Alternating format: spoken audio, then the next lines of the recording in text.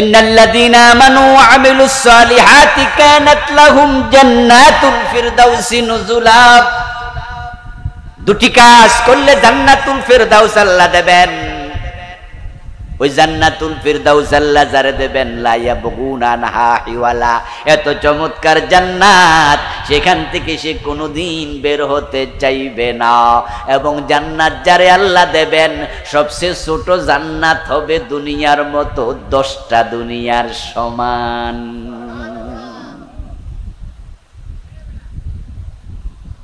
এবং জান্নাতের যে বিল্ডিং হবে, সবচেয়ে ছোট বিল্ডিংটা হবে 100 তলা উঁচু। কি সুবহানাল্লাহ বলবেন না? ইন্না ফিল জান্নাতি মিয়াতা দারাজা। জান্নাতের স্তর উচ্চতা হবে 100 তলা। এই পৃথিবীতে 100 তলা বিল্ডিং এর মালিক ব্যক্তি এমন একটা বিল্ডিং ও পৃথিবীতে নাই। 100 তলার উপরে অনেক বিল্ডিং আছে। দুবাইতে গেলে দেখবেন বুর্জ টাওয়ার,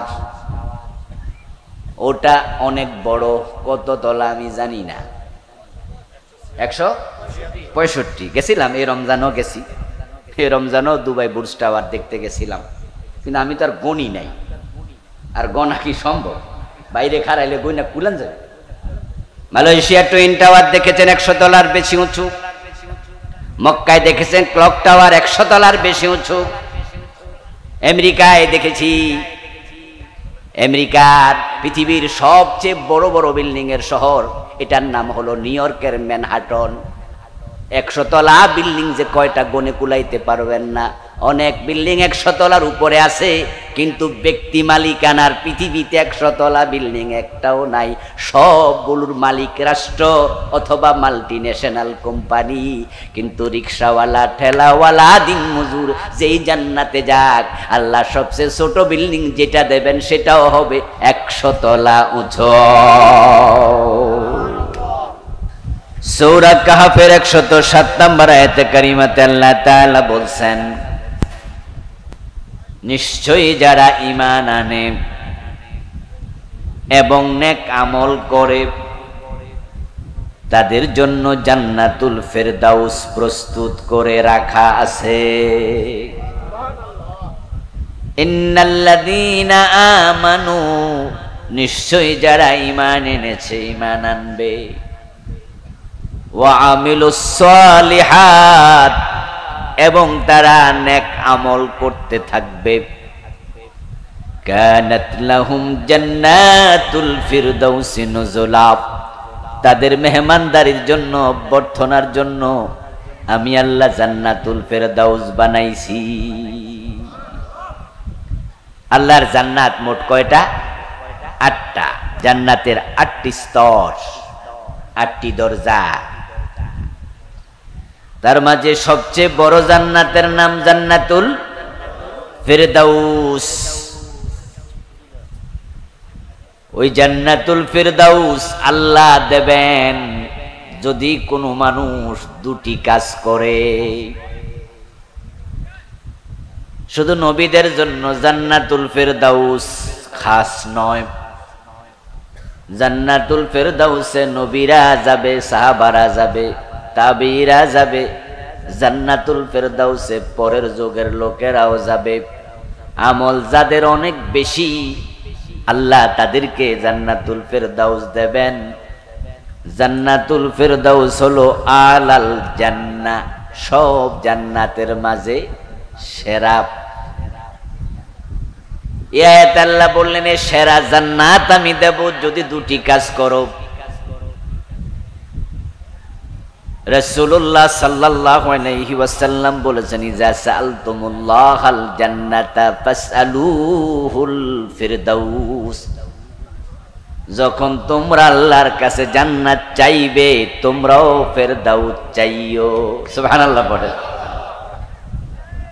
যদি এটা নবীদের জন্য খাস হতো, তাহলে আমাদেরকে রাসূল এই জান্নাত চাইতে পরামর্শ দিতেন না। বরং তিনি বললেন, জান্নাত যখন চাইবা তোমরা ফেরদাউস চাইও। এতে বোঝা যায় উম্মতেরাও জান্নাতুল ফেরদাউস পাবে। আর আপনি বড়টা যদি চান তাহলে ছোটটা পাবেন, আর যদি চানে ছোটটা না পাওয়ার সম্ভাবনাও।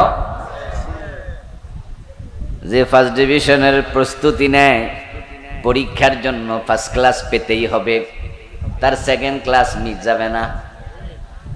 আর যে সেকেন্ড ক্লাস পাইতে চায় সে থার্ড ক্লাস পাওয়ার সম্ভাবনাও। আর যদি কেউ কেউ মনে করে কোন রকম পাশ করলে হইব, হে ফেল করার সম্ভাবনাই। যেহেতু জান্নাত 8টা স্তর, 8টি জান্নাত, 8টি দরজা, আমরা বড়টা চাইলে বাকি আরো 7টা আছে, কোনো না কোনো একটা মিলে। তবে আল্লাহ বড়, তাই তার দানও বড়, তার মনও বড়। তাই তিনি বলছেন দুটি কাজ করলে আমি বড় জান্নাতটাই মালিক বানায়া দেব। সুবহানাল্লাহ। قد أفلح المؤمنون الذين هم في صلاتهم خاشعون। সূরা আল মুমিনুনের প্রথম দিকে আল্লাহ মুমিনের 7টি বৈশিষ্ট্য আলোচনা করলেন, তারপর বললেন الذين يرثون الفردوس هم فيها خالدون। يرثون الفردوس, যে মুমিন এই গুণগুলো অর্জন করবে আল্লাহ নিজে ঘোষণা দিচ্ছেন সে ফেরদাউসের মালিক হবে। জান্নাত হচ্ছে মুমিনের জীবনের একমাত্র লক্ষ্য। এই জান্নাতের দিকে আমরা দৌড়াবো এবং আল্লাহ জান্নাতের দিকে দৌড়াতে বলেছেন। আমাদেরকে দৌড়াতে হবে শুধু একদিকে, সেটা হলো আল্লাহর জান্নাত। সারিউ ইলা মাগফিরাতিম মির রাব্বিকুম ওয়া জান্নাহ আরদুহাস সামাওয়াতু ওয়াল আরদ। আমার আল্লাহ বলছেন, দুনিয়ার মানুষেরা তোমাদের রবের ক্ষমা এবং জান্নাতের দিকে দৌড়াও, যে জান্নাতের প্রশস্ততা হলো জমিন থেকে আসমান পর্যন্ত। কোন দিকে দৌড়াইতে বলছে? সাবিকু ইলা মাগফিরাতিম মির রাব্বিকুম ওয়া জান্নাহ। আর এক আয়াতে আল্লাহ বলেন সাধারণ দৌড় দিও না, বরং তোমাদের রবের ক্ষমা এবং জান্নাতের দিকে প্রতিযোগিতা করে দৌড় মারো। দৌড় মারতে বলছে জান্নাতের দিকে। এখন দুনিয়ার অধিকাংশ মানুষ তারা জান্নাতের দিকে দৌড়ায় না, দৌড়ায় বাড়ি করার লাইগা, গাড়ি কিনার লাইগা, চাকরি বাকরির লাইগা, ব্যবসা বাণিজ্যের লাইগা। এখানে যত প্রতিযোগিতা আছে প্রয়োজনে মারামারি করব, ঠিক না? এটার জন্য যা দরকার সব করে লাগবে। মানুষ খুন করবে, ক্ষমতার জন্য মানুষ খুন করতেও কোনো টেনশন নাই। যেটা আমরা দেখেছি 15 জুলাই থেকে 5ই আগস্ট পর্যন্ত 20 দিনে 1400-র উপরে মানুষ খুন করেছে গত স্বৈরাচার সরকার। 1400-র উপরে খুন করছে, তালিকা হয়েছে 1400-র বেশি। এখনো হাসপাতালে আছে কয়েক হাজার, ওদের মাঝেও মারা যাচ্ছে অনেকে। শুধুমাত্র শিশু মারা গেছে 100-র উপরে। ডাইরেক্ট গুলি করছে, ডাইরেক্ট। বরং আপনারা ভিডিওতে দেখছেন যে ফার্মগেট এলাকায় গুলি করতে করতে এক পর্যায়ে পুলিশ একটা আরেকটারে কয়ে গুলি আনতে কও, গুলি কি হয়েছে? কি ভিডিও দেখছেন না? একজন পুলিশ একজনে বলছে গুলি কিন্তু শেষ হয়েছে, আরো আনতে কও। আমার বন্ধু সেনাবাহিনী প্রধানকেও বলা হলো, পুলিশ যদি গুলি করতে পারে আপনি কেন পারবেন না?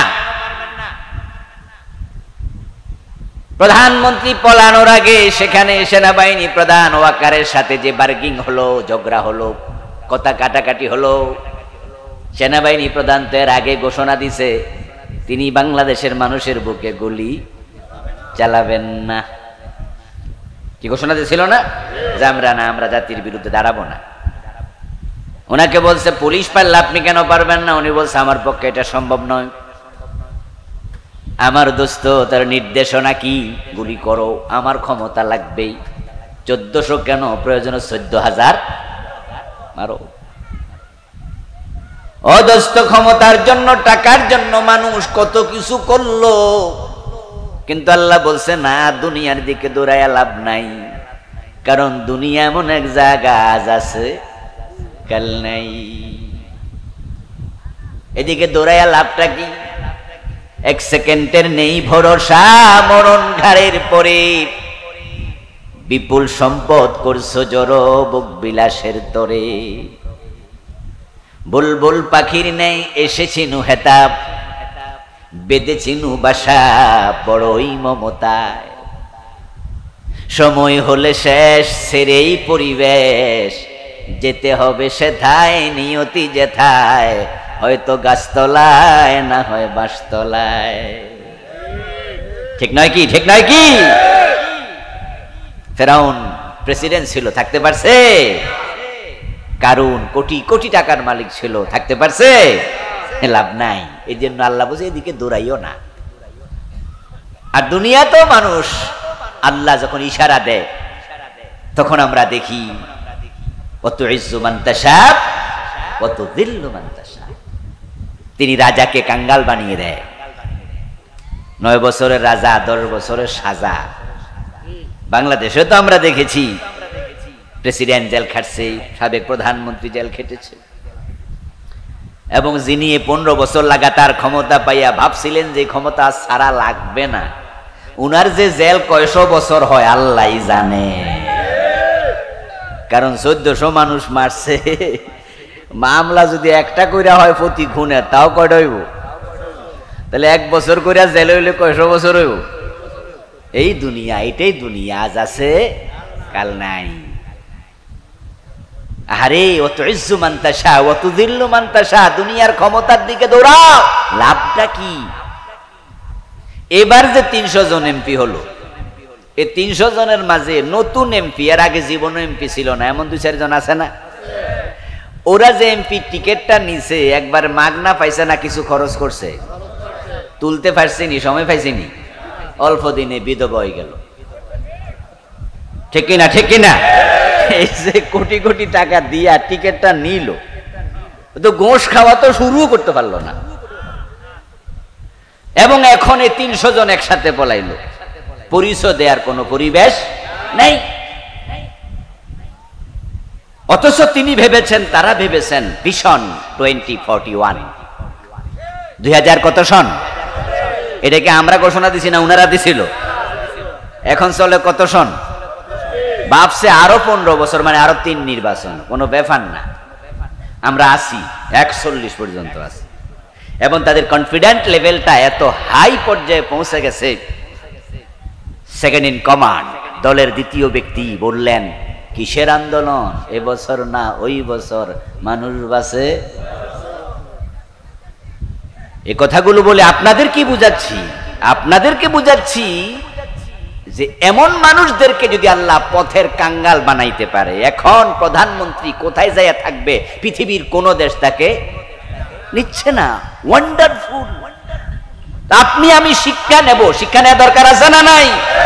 আমরাও তো মাঝে মাঝে মনে করি এই বাড়ি আমার, এই গাড়ি আমার, এই আলিশান বিল্ডিং আমার, এই জমি আমার। এই জন্য টাকা জমা হইলে গনে, বারবার গনে, 2 মাস পর পর একবার গনে। ওয়াইলুল লিকুল্লি হুমাজাতিল লুমাজা আল্লাযী জামাআ মালান ওয়া আদ্দাদা। আল্লাহ বলে ধ্বংস তোর জন্য বেটা, তোর জন্য ধ্বংস। ওয়াইল দিয়ে শুরু করছে, টাকা জমাইছো আর গনো মাঝে মাঝে। এই টাকা কি হবে? তোমার চিরকাল রাখবে এই টাকা, এই ক্ষমতা। আরে ভিশন 2041 কি চিন্তা! আর জেনারেল ওয়াকার কয়, ম্যাডাম 45 মিনিটের বেশি নাই। আপনি কইছেন 41, সে কয় 41 মিনিটও তো নাই, 41 সন তো বহু দূরের কথা। প্লিজ আউট এট নাও। আপনি তাড়াতাড়ি আউট হন, তাড়াতাড়ি যান। এবং আপনারাই সাক্ষী, রান্না করা খাবারও খাওয়ার সময় পায় না। পরে পাবলিক যাইয়া খাইছে, পরে পাবলিক যাইয়া এ রান্না করা ভাত খায় আর ছবি তুললে আবার দেয়।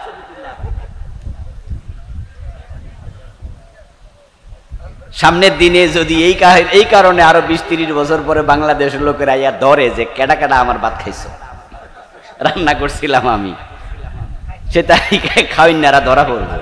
তবে যাক, আমার ভাগ্য ভালো যে ওই দিন আমি বাংলাদেশে ছিলাম না, কারণ ভোর 5টায় আমার ফ্লাইট ছিল, 5 তারিখেই রাতে কারফিউ।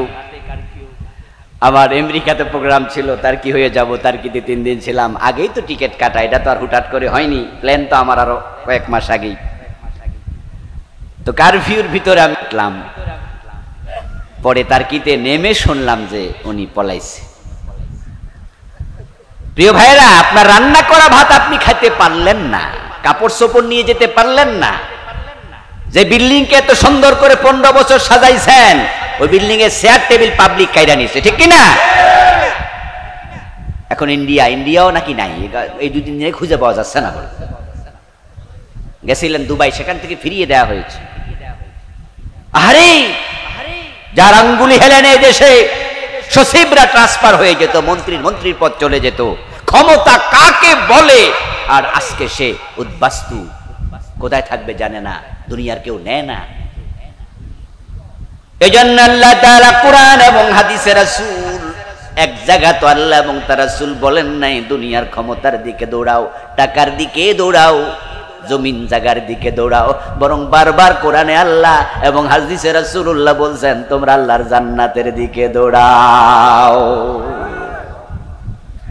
আমাদের কোন দিকে দৌড়ানো উচিত? আল্লাহর জান্নাতের দিকে। কারণ হচ্ছে এই জান্নাত যদি আপনি পান, এটা আল্লাহর কোনোদিন কেড়ে নেবেন না, এটা স্থায়ী জিনিস। আপনি দুনিয়ার দিকে দৌড়ালেন, জায়গা টাকা কিনলেন, কিন্তু ফকির হওয়ার সম্ভাবনা আছে না?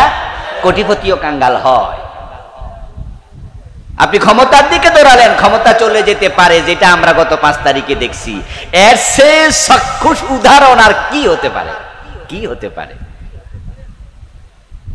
5ই আগস্টের ঘটনার পরে না আল্লাহর উপর ঈমান আমার আগের চেয়ে অনেক বাড়ছে। কোরআন তেলাওয়াত করলে ঈমান বাড়ে, এমন আয়াত আছে কিনা? ওয়াইযা তুলিয়াত আলাইহিম আয়াতুহু যাদাতহুম ঈমানা। আল্লাহ বলছেন যে আমার আয়াত তেলাওয়াত করলে ঈমান বাড়ে। এই আয়াত কোরআনের আয়াত যেমন আয়াত, বিভিন্ন ঘটনা এগুলাকে বলা হয় আয়াত। ওয়াফিল আরদি আয়াতুল লিল মুকিনিন। কোরআনের আয়াত যেমন আয়াত, আল্লাহর বিভিন্ন ঘটানো ঘটনা, এটাকে আরবিতে কি বলে? আয়াত। ওয়াফিল আরদি আয়াতুল লিল মুকিনিন। আমরা আগে শুনেছি ফেরাউন আল্লাহ সরাইয়া দিছে, পানিতে ডুবাইছে, নমরুদ আল্লাহ জুতার বাড়ি খাওয়ায়া দুনিয়া থেকে পাঠাইয়া দিছে আখিরাতের দিকে, জাহান্নামে। কওমে লূত, কওমে সামুদ, কওমে তুব্বা, কওমে আদ, আরো কত জাতিকে আল্লাহ তাআলা দুনিয়া থেকে নিমিষে শেষ করে দিছে। এগুলো আগে শুনছি, অনেক ক্ষমতা ছিল, আল্লাহ এক নিমিষে শেষ করে দিছে। এবার শুধু শুনি নাই, 5ই আগস্ট আল্লাহ আমাদের নিজের চোখে দেখাইছে। আমরা এবার জেনেছি আসলে ক্ষমতার মালিক কে। আকাশ এবং জমিনের আসল মালিক কে? লিল্লাহি মিরাসুস সামাওয়াতি ওয়াল ওয়ালাহু মান ফিস সামাওয়াতি ওয়া মান ফিল আরদ আন্নাল কুওয়াতা লিল্লাহি জামিআ। মাঝে মাঝে পৃথিবীতে ভূমিকম্প হয়। ভূমিকম্প আপনাদের এলাকায় হয়নি? হয় বাংলাদেশে। আমরাও মাঝে মাঝে টের পাই যে ভূমিকম্প হয়েছে। গ্রামে একটু কমে টের পাওয়া যায়, শহরে বেশি পাওয়া যায়। শহরে বিল্ডিং বড় তো, তাই বোঝা যায়। গ্রামও আপনারা মাঝে মাঝে বুঝেন। এই যে আল্লাহ মাঝে মাঝে পৃথিবীরে কাঁপাই আমাদেরকে অনেকগুলো বিষয়ের দিকে নির্দেশ করে, ইঙ্গিত করে। তার মাঝে একটা বিষয় হলো মালিকানা, একটা বিষয় হলো চূড়ান্ত ধাক্কা আসবে। এই পৃথিবীকে তুমি হালকা কম্পন দেখেছো, একটা সময় আসবে যখন ইজা সামাউন ফাতারাত, ইজা জুলজিলাতিল আরদু জিলজালাহা, ইজা সামাউন শাক্কাত। চূড়ান্ত ধাক্কা আমি মারবো, এক ধাক্কা সব শেষ করে দেব। ইন্না জালজালাতাস সাআতি শাইউন আযীম। আল্লাহ বুঝাচ্ছে যে ছোট ছোট ধাক্কা, আসল ধাক্কার কথা মনে রাখো। সোজা টোজা চলো, বেশি বাঁকা তেরা চলবা, এক ধাক্কা শেষ করে ফেলবে। এটা একটা নিদর্শন। আরেকটা হলো আল্লাহর মালিকানা। আল্লাহ এই জমিনটাকে লড়াইয়া বুঝায় যে জমিনটার মালিক আমি, তাই আমি কইলে জমিন লড়ে। তা আপনারে জিগাইলাম আমনে কোন এই জায়গা কার, কোন যে চোখে যে দূর দেখা যায় এই দূরে আমার, তা আপনার ওটা লারানছে। কথা কি বোঝেন? যে সেই সামনে কইলেন যে হুজুর যত সই দেন সব জমিন আমার, তা আপনার ওটা লারান। আরে ভাই, এই জমিনের মালিক আপনি হওয়া দূরের কথা, আপনি তো আপনার দেহেরই মালিক না। আপনার দেহের মালিক কে? এই জন্য দেহের অঙ্গ প্রত্যঙ্গ বিক্রি করা হারাম। রক্ত দান করা যায়, রক্ত বেচা যায় না। অন্য অন্য অঙ্গের ব্যাপারে মাসালা আসছে, ওলামায়ে কেরাম বিভাগে বিভক্ত। কেউ বলছেন চক্ষু দেয়া যায়, দান করা যায়, কেউ বলছেন দানই করা যাবে না, কিন্তু বিক্রি করা হারাম সব আলেমে। কারণ আপনি বিক্রি কেমনে করবেন, এটার মালিক কি আপনি? আচ্ছা, এই যাবে আমরা যে জমিনে বসে আছি, আমি যদি এখন কই যে আজকে মাহফিলের পরে জমিনটা বিক্রি করবো, কেডা কেডা কিনবেন? আপনারা কিন্তু মনে মনে করবেন যে হুজুর কি মাথা ঠিক আছে নি, এই জমিন উনি বেচে কেমন? এই জমিন কি উনা? কেউ কিনবেন না, হাত তোলা দেবেন না, 10 টাকা কইলেও কেউ কিনবেন না, বলবেন জমিন তো উনার না, উনি বেচে কেমনে?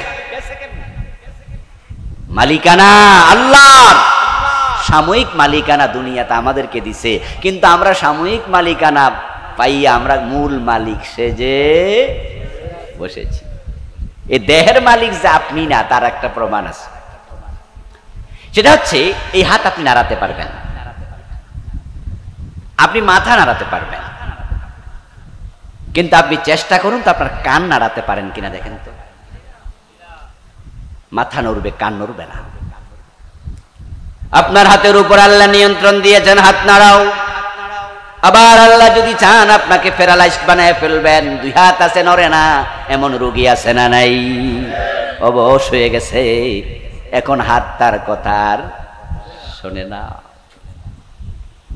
আপনার মাথা নড়বে, কারণ মাথা নাড়ানোর তৌফিক আল্লাহ আপনাকে দিছে, কিন্তু ছোট্ট 2টি কান আপনি নাড়াতে পারবেন না।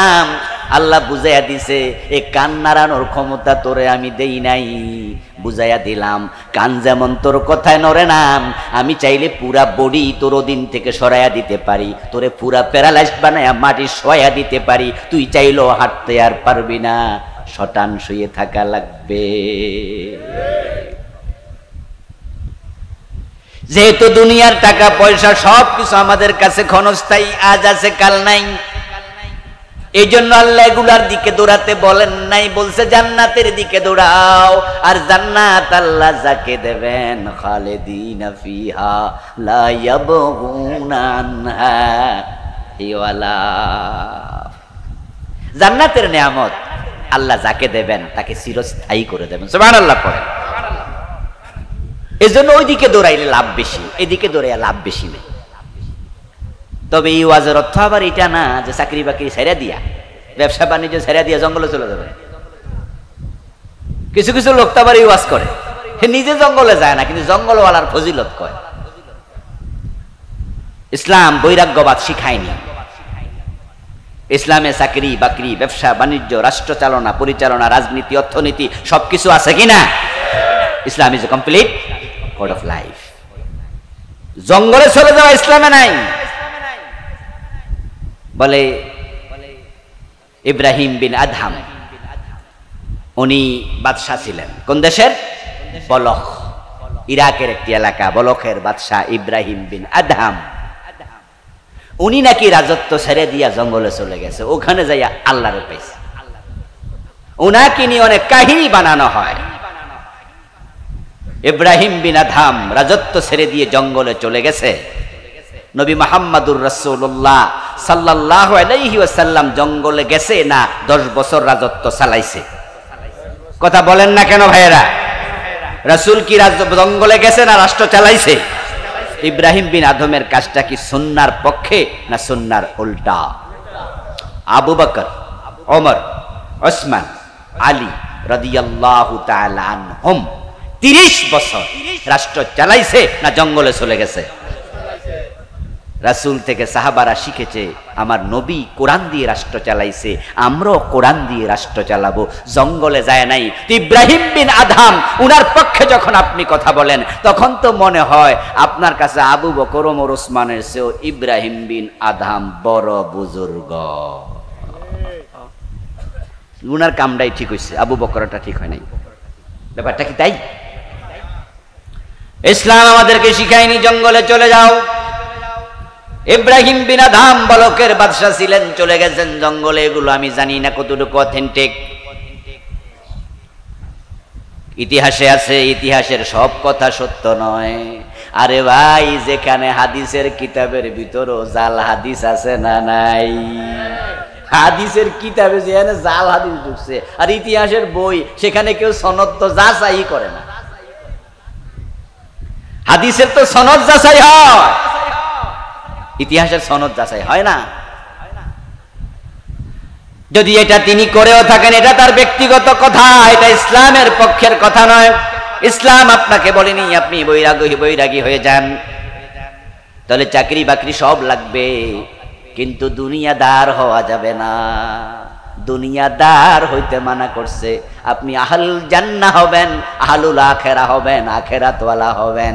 দুনিয়ার সাথে একজন মুমিনের সম্পর্ক পানির সাথে নৌকার সম্পর্কের মতোই হবে, এর চেয়ে বেশি হবে না। পানি ছাড়া নৌকা চলে না, নৌকা চলতে পানি লাগবেই, কিন্তু ওই পানি আবার নৌকার ভিতরে ঢুকতে দেয়া যাবে না।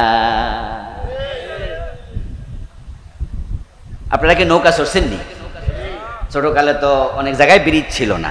আপনারা তো আবার একটু মনে হয় তুলনামূলকভাবে আমাদের 14 গ্রাম কুমিল্লার ওই সাইডের তুলনায় এখানে নদী মদি একটু বেশি মনে হয়। খাল টাল টলার মলা নৌকা টোকা তো আছে। ছোটকালে আমরা যখন নৌকায় চড়ছি বিভিন্ন সময় আমরা দেখতাম যে নৌকার মাঝি তার নৌকাতে এরকম একটা বাটি রাখতো। তো মাঝে মাঝে নৌকা চালানি বন্ধ করে বাটি দিয়া ফানি এরকম করে কইরা, কারণ নৌকাগুলো পুরাতন ছিল, অথবা যদি নৌকা নতুন নৌকাও হতো, সুয়াইয়া সুয়াইয়া গামায়া গামায়া নৌকার ভিতরে কিছু পানি ঢুকতো। যেই পানি ছাড়া নৌকা চলে না, ওই পানি যদি বেশি ঢোকে পানিটা নৌকা ডুবাইয়া দিতে পারে। এই জন্য ওই মাঝি পানি বেশি ঢুকতে দিত না। দুনিয়ার টাকা পয়সা ছাড়া, ক্ষমতা ছাড়া, ব্যবসা বাণিজ্য চাকরি ছাড়া আপনি আমি চলতে পারবো না, কিন্তু দুনিয়াকে কলবের ভিতরে ঢুকতে দেয়া যাবে না। যার কলবে দুনিয়া ঢুকেছে, এ দুনিয়া তাকে জাহান্নামী বানায়া ছাড়ছে।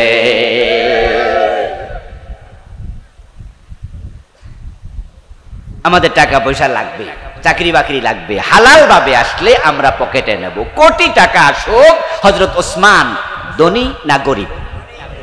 যারা একটু চুপ করে আছেন তারাও মাঝে মাঝে কথা কয়ে নারী কিছু। ওসমান রাদিয়াল্লাহু তাআলা আনহু গরিব সাহাবী না ধনী?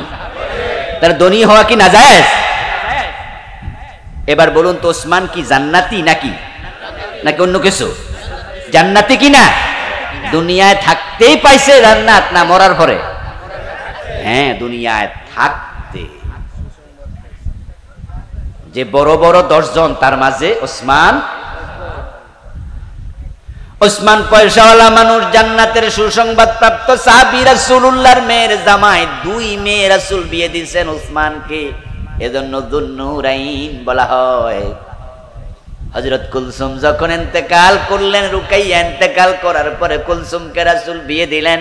উম্মে কুলসুম রাদিয়াল্লাহু তাআলা আনহার ইন্তেকালের পরে রাসূলুল্লাহ বললেন, আমার যদি আরেকটা মেয়ে অবিবাহিতা থাকতো আমি সেটা ওসমানের কাছে বিয়ে দিতাম। ওসমান আমার বড় প্রিয় সাহাবী। ধনী হইতে ইসলাম মানা করে নাই, কিন্তু হারাম খাইতে মানা করছে। আর হারাম যারা খায় বুঝতে হবে তাদের কলবের মাঝে দুনিয়ার লোভ ঢুকে গেছে। আল্লাহ এমন ভাবে দুনিয়ার দিকে দৌড়াইতে মানা করছে। আজকের মাহফিলে যারা আছেন আত্মসমালোচনা করবেন। সুদে টাকা লাগাইয়া রাখছে এমন 2-4 জন এই গ্রামে আসেনি? 1-2 জনই মাহফিলে থাকার সম্ভাবনাও আছে। যারা সুদ খায় তারা দুনিয়ামুখী হয়ে গেছে, তার কলবে আখিরাত নাই। যার কলবে আখিরাত আছে সে সুদের সাথে সম্পর্ক রাখতে পারে না। অসম্ভব। কারণ সুদ খাইলে 73টা গুনাহ হয়। সবচেয়ে ছোটটা হলো নিজের মায়ের সাথে জিনা করা। লিররিবা 73 বাবান আইসারুহু আন ইয়ানকিহার রাজুলু উম্মাহু। সুদ খাওয়া মানে আল্লাহর সাথে যুদ্ধ ঘোষণা করা। ও দোস্ত, অফিসে গেলে ফাইলে সিগনেচার করে না, ঘোষ না দিলে এমন অফিসার বাংলাদেশে আছে না নাই? যে ঘোষ খায় তার কলবে দুনিয়া ঢুকে গেছে, তার কলবে আখেরাত নাই। কলবে আখেরাত থাকলে ঘোষ খাওয়ার কথা ছিল না। ওজনে কম দে, মালে বেজাল দে, পরের জমি দখল করে। শুধু পরের জমি নয়, আপন বোনের জমি ভাই দখল কইরা বৈশা আছে। বাপ মরছে, মা মরছে 10 বছর 5 বছর, বোনের জমি চাইলে দমকায়া তারায়া দেয়, বোনের জমি দেয় না। এমন জালেম ভাই এই দেশে আছে না নাই? তার কলবে দুনিয়া ঢুকছে, আখেরাত নাই। প্রিয় নবীজি বলেছেন, মান কাতা মিরাসা ওয়ারিসিহি কাতা আল্লাহু মিরাসাহু মিনাল জান্নাহ। যে ব্যক্তি ওয়ারিসের মিরাস কেটে ফেলে, জবরদখল করে, আল্লাহ তার জান্নাতের মালিকানা কেটে রেখে দেয়। বোনের জমি, যে ভাই বোনের জমি দখল করে, আমি মনে করি এতের মতো ডাকাত দুনিয়াত নাই। এটা ছোট মোটো ডাকাত না, কুখ্যাত বড় ডাকাত। কারণ ডাকাতের মাঝও কিসিম আছে। এখন তো আলহামদুলিল্লাহ দেশে ডাকাতি মাকাতি কমই, একসময় খুব ছিল এগুলো। এই আপনাদের যে শিরার সরের রাস্তাটা আছে না, এইটা তো ডাকাতি হইতো আগে। এমন কি হয়নি ভাই? কোন শেষা কথা কয়েন, এমন হয়? তাহলে তো আমার ওয়াজ বন্ধ করে চলে যাওয়া দরকার।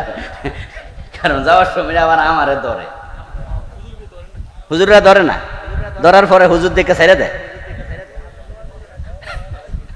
শোনেন, আমাদের আবু নসর আশরাফি ভাইয়ের নাম শুনছেন? অনেক বড় বক্তা, আপনাদের কচুয়া। ওয়াজ করে আসতেছিল কুমিল্লা মুরাদনগর দিক থেকে। পথের মাঝে ডাকাত ধরার পরে মালামাল কিছু নিছে। তো পরে আমি ওনারে জিজ্ঞাসা করলাম, ভাই ডাকাতে ধইরা কি করছে, অভিজ্ঞতা একটু কনছে। বলে, ভাইরে ভাই, যাদের হাত দুর্বল এই ধরার পরে মরেছে, এমন ব্যবহার, এত লম্বা ছুরি, তারপরে তুই তোকারি ব্যবহার, কয় যে এমন ভাবে ধরে মনে হচ্ছে ভাগে ধরতে চাইছে। এর মানে ভয় লাগায় যেন পকেটে যা আছে দিয়া দেয়। আমার দোস্ত, ডাকাতি কমেছে, এরপরও মাঝে মাঝে হয়। কিন্তু দেখবেন যেই ডাকাত আপনার গ্রামে জন্ম নিয়েছে, ওই ডাকাত ডাকাতি যদি করে কমপক্ষে নিজের এলাকায় করে না। ডাকাত নিজের এলাকায় ডাকাতি করে এমন ঘটনা খুব খুব খুব কম। ওই ফাঁসের গ্রামে যাই করে, কারণও আছে। সবচেয়ে বড় কারণ হলো ডাকাতি কি লুকায়া করে কেউ যেন টেন না পায় এরকম, নাকি ফতে খারাই করে? চুরি না করে কেউ যেন টেন না পায়, কিন্তু ডাকাতি যে করে হে তো ফতে খারান লাগবে। আচ্ছা, ফতে খারাইয়া ছুরি হাতে লইয়া আপনারা যদি কয়, একবারে চোখ মুখ বাইন্ডও যদি কয় যা আছে তা দেন, কণ্ঠস্বর শুনে চিনা লাগবেন না? আরে ভাই, সাইজ দেখো তো চিনা লাগ, কেডারে কামাইলানি, ঠিক না? আরে করিমালি না, ওই ডাকাইতেও বুঝে যে আমার কণ্ঠস্বর চিনে ফেলবে, চোখ দেখা চিনে ফেলবে, সাইজ দেখা চিনে ফেলবে। এলাকায় ডাকাতি করা নিরাপদ, এটা একটা কারণ। দ্বিতীয় কারণ হলো, হায়রে কার ডাকাতি করতাম, এই যে এলাকায় আমি চুরি লইয়া টাকাটা নিমু, কান নিতাম, হয়তো স্বাস্থ্য ভাই নয়, খালতো ভাই নয়, ফুফাতো ভাই, ঠিক না? তো হেঁটে নিতাম। এই জন্য ডাকাত যায় দূরে ডাকাতি করে, গ্রামে ডাকাতি করে না। কিন্তু যে বোনের হক দেয় না, সেই কাঠটা খাইলো নিজের মায়ের পেটে, আপন বোনেরটা। এবার বলুন তো, হে ছোট ডাকাত না বড় ডাকাত? আপন বোনেরটা। বাবারে, ও দোস্ত, যে বোনের সম্পদ লুট করেছে তার কলবে দুনিয়া ঢুকছে, আখেরাত নাই। আখেরাত থাকলে এটা করতো না। প্রিয় নবী সাল্লাল্লাহু আলাইহি ওয়াসাল্লাম বলেছেন, যে ব্যক্তি অন্যায়ভাবে কারো 1 বিঘত পরিমাণ জমি দখল করবে, সায়ুতাওয়াকাহু ইয়াউমাল কিয়ামাতি মিন 7 আরদিন, আল্লাহ তাআলা সেটা কিয়ামতের দিন 7 গুণ বড় করে তার গলার মাঝে ঝুলাইয়া দেবে, দিয়ে বলবে এটা টেনে টেনে হাসরের ময়দানে যা। এই জমিন 7 গুণ বড় হবে, 1 বিগত 7 বিগত হবে, 1 হাত 7 হাত হবে। আপনারা যারা জমিনে আইল কাটতে যায় আইল বাঁকা করে আল্লাহ কোপ দিয়ে আসেনি, ফজরের নামাজ পড়া লাঙ্গল জোয়ার লইয়া খেতে গেছে, মাথায় অন্য টুপিটা আছে, জিকির করতে করতে খেত সোজা করে বেয়া করে লেখতেছে, গোসলেংডে দিয়া মাথায় টুপি আছে, লা ইলাহা ইল্লাল্লাহ বলে কোপ মারতাছে। আরেকজন জমিন 1 বিগত দখল করবা 7 বিগত, 1 হাত করবা 7 হাত, 1 ঘন্টা করবা 7 ঘন্টা, গলায় ঝুলানো হবে। মূল আলোচনা এখনো যাই নাই, বিরক্ত হইতেছেন না তো? ওই যে দুনিয়ামুখী হয়েছি তো, এখান থেকে আমরা আসল জায়গায় যাব। ও দোস্ত, আপনি বলতেছেন হুজুর এদিকে নাকি? না না দোস্ত, 7 গুণ যখন হবে নিচের দিকেও 7 গুণ হবে। এখন এই জমিনের নিচের দিকে কয় মাইল গেলে জমিন শেষ হবে আমি জানি না। ওই দিকেও 7 গুণ। পৃথিবীর সবচেয়ে গভীর সমুদ্রের নাম আটলান্টিক মহাসাগর, ওটার গভীরতা হলো 36,000 ফিট। কত হাজার? আর পৃথিবীর সবচেয়ে উঁচু যে পাহাড় ওটার নাম হলো হিমালয়, তার সবচেয়ে উঁচু শৃঙ্গের উচ্চতা হলো 29,000 ফিট। যদি তামাম হিমালয়টাকে করাত দিয়া কাইটা তারপরে প্রশান্ত মহাসাগর, আটলান্টিক মহাসাগর সবচেয়ে গভীর জায়গা 36,000 ফিট, যেখান দিয়া ওখানে হিমালয় ডুবাইয়া দেয়া হতো, পুরা হিমালয় ডুবে যেত, তারপরও তার উপর পানি থাকতো 7,000 ফিট। এই যে এখান থেকে মেঘ দেখা যায়, মেঘবালা মাত্র 3,500-4,000 ফিট উপরে। বিমানে যারা চড়ছেন তারা দেখবেন যে বিমান কেমনে মেঘের ভিতরে ঢুকে চলে যাচ্ছে। 7,000 ফিট থাকবে পানি পুরা হিমালয় ডুবে গেলে। এবার একটু বলুন তো দোস্ত, যে জায়গায় 36,000 ফিট গভীরতা আছে, ওখানে যদি একটা জাহাজ লইয়া আপনি চলে যান, যাওয়ার সময় আপনি একটা রশি নিয়ে যান, যে রশিটা 40,000 ফিট লম্বা, এর মাঝে আপনি 2 মণ ওজনের একটা পাথর বানলেন, বেঁধে রশিটা ছেড়ে দিলেন, রশিটা নিচে যেতে যেতে যেতে যেতে এক পর্যায়ে কি থামবে না? থামবে। 36,000 ফিট যাওয়ার পরে তো আর জায়গা নাই, থেমে যাবে। এতে বোঝা যায় 36,000 ফিট যাওয়ার পরও জমিন আছে। তাহলে জমিন নিচের দিকে কত আমরা জানি না, ওইটা 7 গুণ বড় করলে এই বিশাল জমিন গর্দানে ঝুলাইলে চলবা কেমনে কিয়ামতের দিন? উপায় নাই, উপায় নাই। এজন্য যাদের কলবে আখিরাত আছে তারা পরের জমি জাল দলিল করে না, জুলুম কইরা দখল করে না, করতে পারে না। যারা করে বুঝতে হবে তাদের কলবে দুনিয়া ঢুকেছে। আল্লাহ আমাদেরকে দুনিয়ামুখী হতে বলেন নাই, আমরা দুনিয়াদার হব না, আমরা দুনিয়ার সাথে সম্পর্ক রাখবো নৌকার তলার পানির মতো। হালাল ভাবে কোটি টাকা ইয়েস বলে পকেটে নেব, হারাম ভাবে 1 টাকা আমার পকেটে ঢুকতে দেব। কম খাবো, কম কম খাবেন। পয়সা আছে, হালাল পয়সা, মুরগি রোস্ট পোলাও খান, খাওয়ান, অসুবিধা নাই। পয়সা নাই, উপাস থাকবেন, শুটকি তরকারি খাবেন। ইন্নাল্লাযীনা আমানু ওয়া আমিলুস সালিহাতি কানাত লাহুম জান্নাতুল ফিরদাউসি নুজুলা। 2টি কাজ করলে জান্নাতুল ফিরদাউস আল্লাহ দেবেন। ওই জান্নাতুল ফিরদাউস আল্লাহ যারে দেবেন লা ইয়াবগুনা আনহা হিওয়ালা, এত চমৎকার জান্নাত, সেখান থেকে সে কোনোদিন বের হতে চাইবে না। এবং জান্নাত যারে আল্লাহ দেবেন, সবচেয়ে ছোট জান্নাত হবে দুনিয়ার মতো 10টা দুনিয়ার সমান।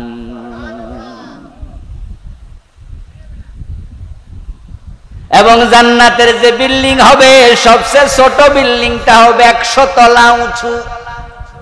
কি সুবহানাল্লাহ বলবেন না? ইন্না ফিল জান্নাতি মিয়াতা দারাজা, জান্নাতের স্তর উচ্চতা হবে 100 তলা। এই পৃথিবীতে 100 তলা বিল্ডিং এর মালিক ব্যক্তি এমন 1 একটা বিল্ডিংও পৃথিবীতে নাই। 100 তলার উপরে অনেক বিল্ডিং আছে। দুবাইতে গেলে দেখবেন বুর্জ টাওয়ার,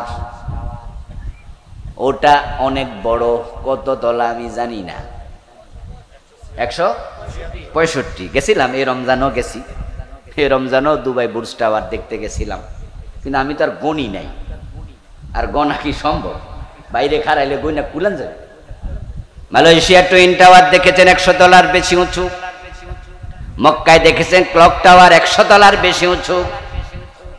আমেরিকায় দেখেছি, আমেরিকার পৃথিবীর সবচেয়ে বড় বড় বিল্ডিং এর শহর, এটার নাম হলো নিউ ইয়র্কের ম্যানহাটন। 100 তলা বিল্ডিং যে কয়টা গনে কুলাইতে পারবেন না। অনেক বিল্ডিং 100 তলার উপরে আছে, কিন্তু ব্যক্তি মালিকানার পৃথিবীতে 100 তলা বিল্ডিং একটাও নাই। সবগুলোর মালিক রাষ্ট্র অথবা মাল্টি ন্যাশনাল কোম্পানি। কিন্তু রিক্সাওয়ালা, ঠেলাওয়ালা, দিন মজুর যেই জান্নাতে যাক, আল্লাহ সবচেয়ে ছোট বিল্ডিং যেটা দেবেন সেটাও হবে 100 তলা উঁচু। আমাদের বাংলাদেশে যে বিল্ডিং আছে, বড় বিল্ডিং আছে না কিছু, মতিঝিলে গেলে দেখেন না, এখানে 28 তলা, 30 তলা, 32 তলা বিল্ডিংও আছে। এই বিল্ডিং এর মালিক কিন্তু কোনো ব্যক্তি না, এগুলোর মালিক বাংলাদেশ ব্যাংক, এগুলোর মালিক সরকার, এগুলোর মালিক সেনা কল্যাণ ভবন। দেখবেন না লেখা আছে সেনা কল্যাণ ভবন, ওই যে 28 তলা যেটা। পৃথিবীর সব দেশে এগুলো রাষ্ট্র মালিক, মাল্টি ন্যাশনাল কোম্পানি মালিক, ব্যক্তি মালিক নাই এত বড় বিল্ডিং এর। কিন্তু জান্নাতে আল্লাহ আপনারে যেটা দেবে, আপনারে মালিক বানায় দেবে। সুবহানাল্লাহ। একটু ওয়েট করুন না, ধৈর্য ধরেন, আজকে মরলে তো কালকে পেয়ে যাবেন। এবং এই বিল্ডিং কি দিয়ে বানানো হবে? আবু হুরায়রা রাদিয়াল্লাহু তাআলা আনহু এই কথা শুনে দাঁড়ায় গেলেন, সহ্য হয় নাই, প্রশ্ন করে ফেললেন, ইয়া রাসূলুল্লাহ, আল জান্নাতু ওয়া মা বানাউহা। ও প্রিয় নবীজি, জান্নাত 100 তলা উঁচু, আপনি কি কইতাছেন? এত বড় জান্নাত, মা বাইনা কুল্লি দারাজাতাইনি কামা বাইনাস সামাই ওয়াল আরদি। দুনিয়ার এক তলা থেকে আরেক তলার উচ্চতা 10 ফিট, 11 ফিট, 12 ফিট, ঠিক নেই? আর রাসূল বলছে জান্নাতের এক ফ্লোর থেকে আরেক ফ্লোরের উচ্চতা হবে জমিন থেকে আকাশ পরিমাণ উঁচুতে। এত বড় বিল্ডিং আল্লাহ বানাইছে কি দিয়া? আবু হুরায়রা প্রশ্ন করে। আমার রাসূল জবাব দেন, লাবিনাতুম মিন যাহাবিন ওয়া লাবিনাতুম মিন ফিদ্দাতিন। এই বিল্ডিং আল্লাহ বানাইছে, একটা ইট হবে স্বর্ণের আর একটা ইট হবে রূপার। স্বর্ণের বিল্ডিং, রূপার বিল্ডিং।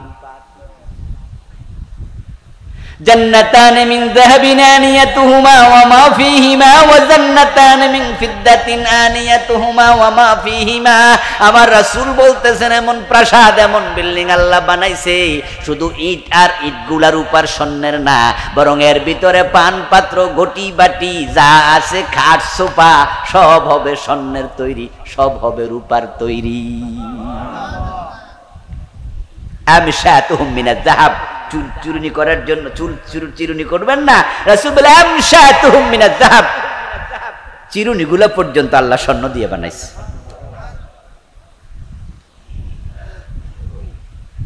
প্রিয় নবীজি কোন একদিন বলতেছেন, শোনো আমার সাহাবারা, জান্নাতে তুমি যা চাও সব পাইবা। একথা যখন রাসূল বলতেছেন, তখন তিনি খিলাল করতেছিলেন। খাওয়া দাওয়ার পরে মাঝে মাঝে মানুষ খিলাল করে না? খিলাল ছিলেন তো নাকি? খিলাল কি মোটা হয় না চিকন হয়? রাসূলুল্লাহ চিকন এক কাষ্ঠখণ্ড দিয়ে খিলাল করছিলেন। খিলালটা তখন 2 আঙ্গুলের মাঝখানে ছিল। প্রিয় নবীজি আবার বলছে, জান্নাতে যা চাইবা তাই পাইবা, তবে এই যে খিলাল, এই পরিমাণ কাঠ তুমি জান্নাতে খুঁজলে পাবে না। একজন সাহাবী দাঁড়ায় গেল, ইয়া রাসূলুল্লাহ, আমার একটু প্রশ্ন আছে, কথা আছে। আল্লাহর হাবিব বললেন, কি কথা বলো? ওই সাহাবী বলতেছে, আপনি কয়দিন আগে বলছেন ইন্না ফিল জান্নাতি শাজারাতান, ইয়াসিরুর রাকিবু তাহতা যিল্লিহা মিয়াতা আমিন ফালা ইয়াকতাউহা। এই হাদিসটা কয়দিন আগে আপনি বলেছিলেন জান্নাতে গাছ আছে, এত বড় বড় গাছ যার তলা দিয়া কোনো একজন সাওয়ারি ঘোড়া নিয়ে যদি 100 বছর দৌড়ায় একটা গাছের ছায়া অতিক্রম করতে পারবে না। এই কথা তো আপনি কয়দিন আগে বলছেন। তো গাছ যদি থাকে কাঠ পামু না মানেটা কি বুঝলাম না। আপনারা কি হাদিস বুঝতেছেন তো? হুজুর আমনে তো কইলেন কয়দিন আগে যে এমন গাছ এর তলা দিয়া ঘোড়া দৌড়াবে কত বছর? 100 বছর দৌড়ালে ফালা ইয়াকতাউহা, এই গাছের ছায়া অতিক্রম করতে পারবে না। তো হুজুর এই পরিমাণ কাঠ পাবো না, এটা তো বুঝলাম না। এবার রাসূল জবাব দেন মাহফিল জান্নাতি মিন শাজারা। আলহামদুলিল্লাহ, আমল করার লোকও খুব কমে গেছে তা নয়, এখনো আমলওয়ালা লোকও আছে অনেক, কিন্তু সমস্যা হলো আমলগুলা গাছ লাগাইছে বেড়া দেয় নাই, তাই ছাগলে আইসা খাইয়ালায়। আমাদের দেশে আমলওয়ালা আছে কিন্তু আমলের সাথে বেদাত করতে থাকে, বেদাতের কারণে আমলগুলো বরবাদ হয়ে যায়, এমন লোকের সংখ্যাই বেশি। ইমান নাই, ইমান চলে গেছে কুফরির কারণে, ইমান চলে গেছে শিরকের কারণে, ইমান চলে গেছে নেফাকে ইতিকাদির কারণে। মসজিদে যায়া আল্লাহর সিজদা দেয়, 5 ওয়াক্ত নামাজ পড়ে, কপালে কালো দাগ আছে, অথচ ওই লোকটা আবার মাজারে যাইয়া সিজদা মারে। এমন নামাজি বাজারে সিজদা দেওয়ার লোক এদেশে আছে না নাই? যে মাজারে সিজদা দিল যতই নামাজ পড়ুক এই লোকটা মুমিন না মুশরিক? ঈমান আছে না গেছে? তো যার ঈমান নাই তার কপালে জান্নাত নাই। জান্নাতে যাওয়ার জন্য ঈমান হলো 1 নাম্বার শর্ত। আচ্ছা, যারা কাদিয়ানি বলুন তো, কাদিয়ানিদের মসজিদ আছে না নাই? তারা কি নামাজ পড়ে নাকি পড়ে না? ইমাম মুয়াজ্জিন আছে, দাড়ি টুপি? হ্যাঁ, আমাদের 96-এ যখন নতুন সরকার ক্ষমতায় আসলো, 2001-এ আপনার 2001-এ নতুন সরকার ক্ষমতায় আসলো। 2001-96 এরশাদ গেল কবে? 96-এ যখন ক্ষমতায় আসলো, সনটা আমি খুঁজে বের করলাম এই জন্যই, তথ্য যেন ভুল না হয়। 91 থেকে 96 এক সরকার, 96 থেকে 2001 পর্যন্ত আরেক সরকার। 96-এ আসার পরে বাংলাদেশের ইসলামী ফাউন্ডেশনে একজন ভদ্রলোককে ওই সরকার ডিজি বানালো। তার নাম ছিল মাওলানা আব্দুল আউয়াল। আমার মতো এরকম দাড়ি ছিল, তবে দাড়িগুলা পাকা, বয়স্ক মানুষ তো, শুভ্র দাড়ি, মাথায় টুপি ছিল, গায়ে পাঞ্জাবি ছিল, ইসলামী ফাউন্ডেশনের ডিজি, অথচ লোকটা ছিল কাদিয়ানি। ও দোস্ত, মাথায় টুপি আছে, মুখে দাড়ি আছে, টাইটেল পাস সার্টিফিকেট, সে কামেল পাস মাওলানা, টাইটেল পাসের সার্টিফিকেট আছে, 5 ওয়াক্ত নামাজ পড়তো, কিন্তু কাদিয়ানি। আপনার একটু বলুন তো, কাদিয়ানিরা মুমিন না কাফের? তাহলে তার দাড়ি টুপির দাম কি? যার ঈমান নাই, কাফের কুফরি করলে ঈমান আছে না গেছে? ঈমান না থাকলে জান্নাত পাবে না। আব্দুল আউয়াল সাহেব একাই কাদিয়ানি, বাংলাদেশে আরো কাদিয়ানি আছে কিনা? পীরের পায়ে যে সিজদা দেয় সে একাই মুশরিক, আরো মুশরিক আছে না নাই? শিরক যারা করবে তারাই মুশরিক হবে। এখন কোন কোন কাজ শিরক, কোন কোন কাজ কুফর, যা করিলে ঈমান শেষ, জান্নাত পাবেন না, ওই শিরক ওই কুফর আপনাকে খুঁজে বের করতে হবে। এটা আপনার দায়িত্ব, যেহেতু জান্নাত আপনি পেতে চান। ডাক্তার যদি বলে আপনার ডায়াবেটিক আছে এবং সেটাই প্রমাণিত হলো যে আপনার ডায়াবেটিক আছে, এখন কোন কোন খাবার খাইলে সুগার বেড়ে যায়, এগুলো থেকে বেঁচে থাকার দায়িত্ব কি ডাক্তারের না আপনার? ডায়াবেটিক আপনার, ডাক্তার নিয়ে বেঁচে থাকবে। কুফর করলে ঈমান চলে যাবে, শিরক করলে ঈমান চলে যাবে, যেটা বাংলাদেশে চলছে দেদারস। এবং প্রিয় নবী সাল্লাল্লাহু আলাইহি ওয়াসাল্লাম 1450 বছর আগে অশনি সংকেত দিয়ে গেছেন। তিনি বলেছেন তাকুনু বাইনাস সাআতি ফিতানুন কাকিতাইল লাইলিল মুজলিম ইউসবিহু ফিহা আর-রাজুলু মুমিনান ফায়ুমসি কাফিরা ওয়া ইউমসি মুমিনা ফায়ুসবিহু কাফিরা। এমন একটা জামানা আসবে যেই জামানা কিয়ামতের আগে ফিতনার যুগ হবে। মানুষ সকাল বেলায় মুমিন থাকবে, সন্ধ্যা বেলায় কাফের হয়ে যাবে।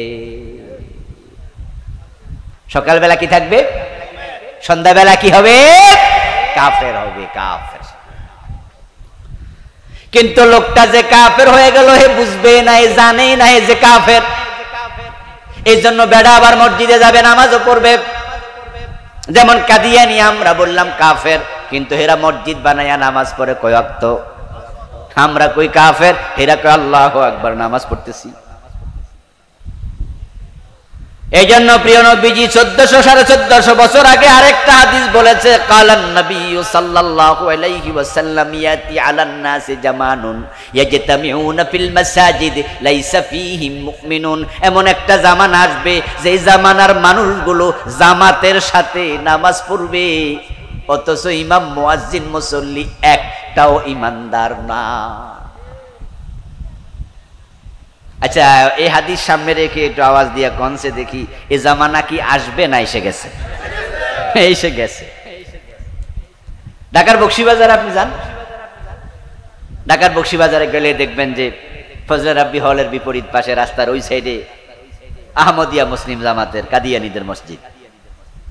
ইমামও কাদিয়ানি, মুয়াজ্জিনও কাদিয়ানি, মুসল্লি সব কাদিয়ানি, নামাজ পড়তেছে। এই মাত্র নামাজ শেষ হইল, মাগরিবের নামাজ, তাকায় দেখবেন যে সব নামাজি বাইরিতেছে। ইমাম কাদিয়ানি, মুয়াজ্জিন কাদিয়ানি, নামাজি সব কাদিয়ানি। ইমানদার আছে কয়জন? নামাজ কি জামাতে পড়ছে না জামাত ছাড়া? আমার রাসূল এই কথাই বলছে, ইয়াজতামিউনা ফিল মাসাজিদ লাইসা ফীহিম মুমিন।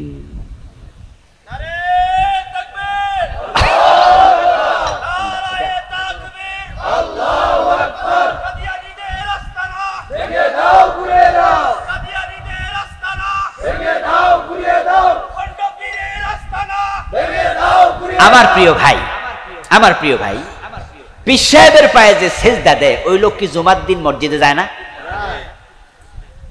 আচ্ছা, এই বেড়া যে মুশরিক হইয়া গেল, এই বেড়া কি বুঝলো? বুঝলি কে নামাজ পড়তো? হে নামাজও পড়তেছে, অথচ পীরের পায়ে সেজদা দিয়া ঈমান শেষ। আমার প্রিয় ভাই, ছেলে হয় না, মেয়ে হয় না, বিয়ে করছে, 5-7 বছর চলে গেল, দোয়া করতে করতে হয়রান। হুজুর দোয়া করে হয় না, মা বাবা দোয়া করে হয় না, নিজে তো করেই। এক পর্যায়ে মন খারাপ, অফিসে বসে আছে, দোস্ত জিগায় কিরে, তখন এক পর্যায়ে কয় কি আর করি, পরীক্ষা নিরীক্ষা কত করলাম, বাচ্চা তো হয় না। তোর বাবি সারা রাত কাঁদে, আমি বুঝি মা ডাক শুনবো না। দোস্ত কয় মন খারাপ করিস না, কয়টা পোলা মাইয়া লাগবো, শুধু বিশা লাগাইয়া ভারতে যা, দেখবি পোলা মাইয়া যা চাইবি তাই পাবি। হে কয় কষ্কিরে, ভারতে আবার কোন জায়গায় পোলা মাইয়া পাওয়া যায়? তখন দোস্ত কয় কেন শোনস নাই, কেউ ফিরে না খালি হাতে খাজা বাবার দরবারে। ছেলে মেয়ের জন্য খাজা বাবার কাছে চলে যায় এমন লোক বাংলাদেশে 2-4 জন আসেনি। অথচ সন্তান দেয়ার মালিক কে? খাজা বাবা দিতে পারবো? কিন্তু সে চলে গেছে। দোস্ত কইছে কেউ ফিরে না খালি হাতে। পীর বাবা আমার ছেলে দেন, মেয়ে দেন, চাকরি দেন, এমন পর্যন্ত মাইনুদ্দিন চিশতি রহমতুল্লাহ আলাইহি আমরাও ভালোবাসি। তিনি বড় মাপের আলেম, বড় মুজাহিদ ছিলেন। আরব থেকে ভারতে এসেছেন, শিরকের বিরুদ্ধে জিহাদ করেছেন, লাখ লাখ কাফের তার হাতে মুসলমান হয়েছে। অথচ উনার কাছে গিয়ে বলে খাজা বাবা ছেলে দাও, মেয়ে দাও। কিছুক্ষণ পরে জোহরের আজান হলো, এই লোকটাই ওযু কইরা মসজিদে ঢুকলো, নামাজে খাড়ায়া কয় ইয়াকা না'বুদু ওয়া ইয়াকা নাস্তাঈন। ও আমার রব, শুধু তোমার ইবাদত করি, শুধু তোমার কাছে চাই। আল্লাহর সে আজিমের উপর থেকে কয় মিথ্যুক, এইমাত্র খাজা বাবার কাছে চাইলি রে। কিছুক্ষণ আগে না চাইলি, আমার কাছে চাস। এই লোকটা যে খাজা বাবার কাছে ছেলে চাইয়া মাইয়া চাইয়া ঈমান হারা হলো, মুশরিক হলো, সে জানেই না, জানলে তো আর নামাজ যাইতো না, আর এই কাজ করলে শিরিক হয়, এটা জানলে হয়তো খাজা বাবার কাছে ছেলে মেয়ে চাইতো না। কত শিরিক কত জায়গায়, বন্যার পানির মতো আর কি। এ নিয়ে আমি বই লিখছি, এই বইতে আমি 29টা শিরিক লিখছি। একটা করলে ঈমান শেষ। ছেলে বিদেশ যাবে, মালয়েশিয়া যাবে, পাসপোর্ট জমা দেবে টাকা সহ, ভিসা লাগানোর জন্য মা ছেলেকে পরামর্শ দেবা, যান ও বেড়ার কাছে টাকা দেওয়ার আগে একটু ঢাকা ঘুরা। আম্মা ঢাকা যাবো কেন? বলে আরে বেটা মানুষ ভালা না, যোগের মানুষ ভালা না, টাকা দিবি পাসপোর্টের জন্য, ভিসার জন্য পাসপোর্টও দিবি, ভিসা লাগলে তো ভালা, না লাগলে কিন্তু এই টাকা ফিরে আর পাওয়া সহজ। এই জন্য বরং ভিসাটা লাগবে কিনা এইটা আগে খোঁজ নে। আরে মা ভিসা লাগবে কিনা এই খোঁজ আমি করতে নেব কেন? টেলিভিশনে দেখছি বসুন্ধরা শপিং মলে বাবা লিটন দেওয়ান বসে আছে, তিনি অতীত ভবিষ্যৎ ভূতপূর্ব সব জানে।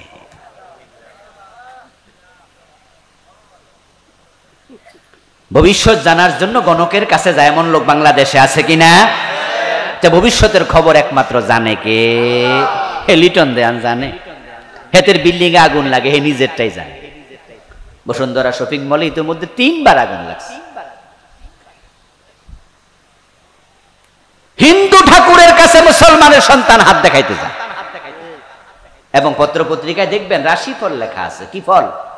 হ্যাঁ, মাঝে মাঝে ইত্তেফাক পত্রিকার অর্ধ পৃষ্ঠা জুড়ে আসে রাশি ফল, কুম্ভ রাশি, কর্কট রাশি, মকর রাশি, সিংহ রাশি, তুলা রাশি, কন্যা রাশি,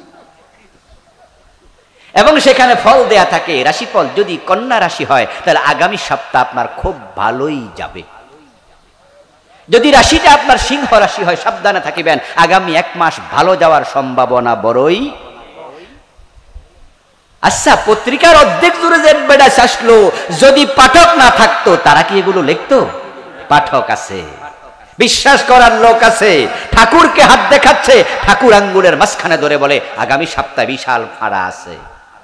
আর আপনি বললেন তাই নাকি, কি করতে হবে? আমাকে 1111 টাকা দাও, ফাড়া কেটে দেবো। আস্তাগফিরুল্লাহ আযীম, সাথে সাথে ঈমান শেষ, তুমি মুশরিক হয়ে গেছো। কারণ ইলম গায়েবের মালিক একমাত্র কে?